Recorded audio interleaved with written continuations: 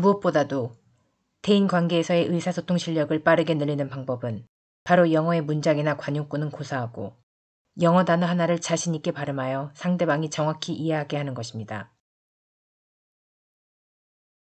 곧 올바르게 영어의 소리를 발음하는 능력은 능숙한 영어를 구사하는 데 있어서의 기본을 이룹니다. 혹시 내 자신이 영어 발음을 배울 때 어떤 발음이 어렵다고 명확하게 파악이라도 먼저 하실 수 있다면 영어를 학습하는 데 훨씬 수월하지 않을까요?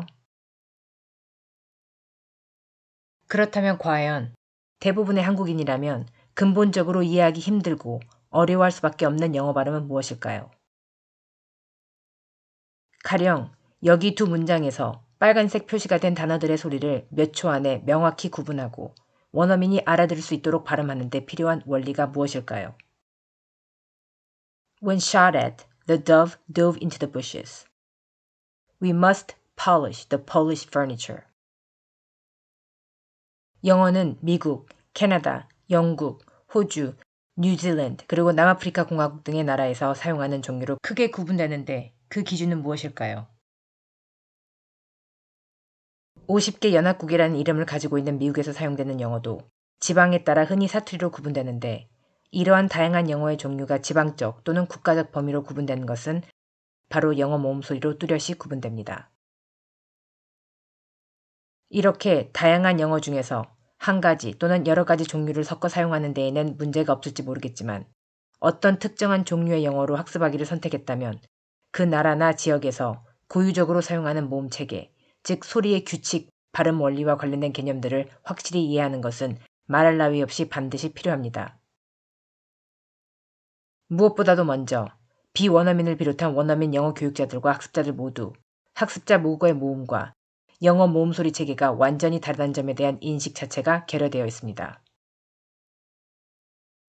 새로운 언어에 자연스럽게 많이 노출하면서 배울 수 있다는 생각은 언어 습득에 있어서 매우 본질적인 원칙을 철저히 무시하는 것입니다.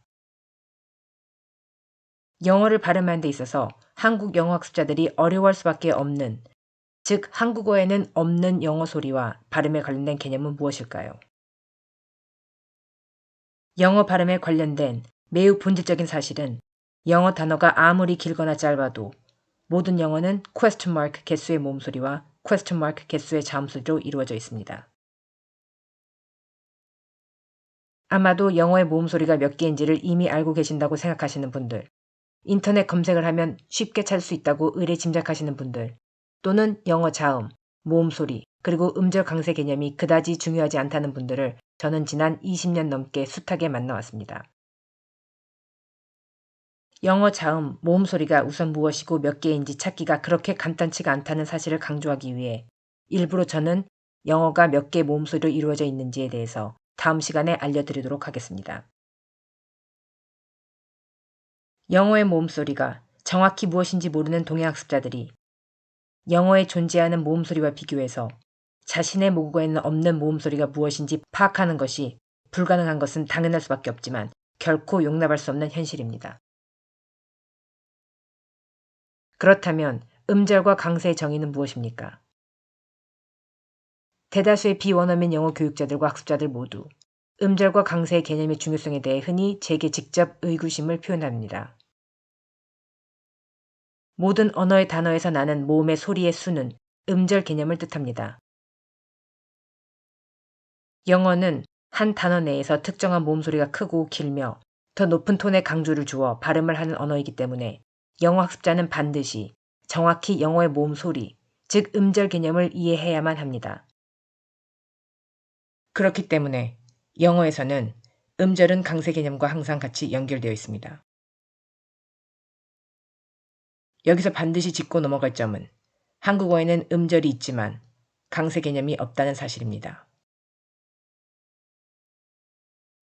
예를 들어 영어로 present, present, record, record, 그리고 conduct, conduct처럼 어느 음절에 강세가 오는지에 따라 모음소리와 단어의 의미까지 달라지게 됩니다.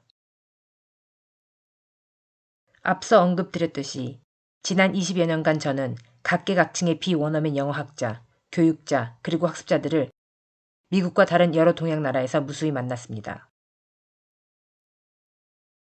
그러나 이제까지 충격적이게도 그들 중 단연코 영어의 모음소리가 총 몇 개이며 음절의 정의가 무엇인지 그리고 음절 강세의 개념의 중요성을 제대로 이해하는 사람을 만나보지 못했습니다. 주위의 초, 중, 고등학교 영어 선생님부터 대학교 교수님들께 한 번쯤 직접 물어보시고 확인해 보시기 바랍니다. 제가 말하고자 하는 요점은 요즘에는 완벽한 원어민의 발음을 무료 사전 앱이나 구글 검색에서는 무한대로 마음껏 들을 수 있습니다.